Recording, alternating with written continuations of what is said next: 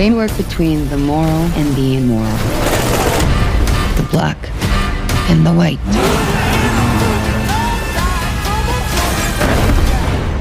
They operate in the gray. Show me what you got. All right, finally I went and saw In the Gray. This movie, I don't think I saw, maybe I saw one trailer like a month or so ago. I don't think it's gotten any publicity. This is the new Guy Ritchie film. And Guy Ritchie, I mean, the man is working. He does like 2 movies a year here lately. And most of his movies, they have like kind of a Guy Ritchie flavor to them.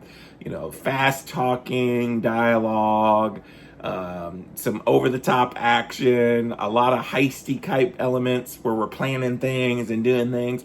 And this movie, In the Gray, has all of that and more. It's basically Henry Cavill and Jake Gyllenhaal this time, and Eiza Gonzalez. They're kind of like, Eiza's like a debt collector, but they operate in the gray. There's this whole opening montage that talks about it. And her 2 guys are Henry Cavill and Jake Gyllenhaal, and they basically are like her bodyguards / like enforcer guys. And there's this one guy that they're going to get the debt collection for, and he's particularly hard. Also, what's her name's in this film? Let me think. Let me look back. I can't remember. Rosamund Pike. She's in this film too. I will say this movie, not my favorite Guy Ritchie film. Good thing about Guy Ritchie films, like I said, we get like 2 a year. So, you know, I think Fountain of Youth was last year, which was also pretty meh. But he's got so many great films that I love. The Gentleman I really liked. The Aladdin live action movie I thought was good. King Arthur, the Legend of the Something was good.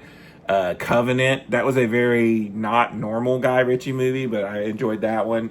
Wrath of Man with Jason Statham. So the dude, like I said, it's got some good movies. I wouldn't put this in the top tier. There was large chunks of it where I was pretty bored. And there's not much of a story here. It's just, like I said, a lot of heist type planning of things with Jake Gyllenhaal and Henry Cavill, and they got decent chemistry and they're fun to watch on camera together. And then there's just a lot of action. The whole third act is just one giant action scene. And then, I don't know, what was the movie, not Man from U.N.C.L.E., what was the one a couple years ago, that had Henry Cavill in it, but it was like based in World War II. That one had a ton of action. And for some reason, I like that action more than I did this one. But this one, like I said, there was chunks where I was bored. I was texting somebody off and on during it.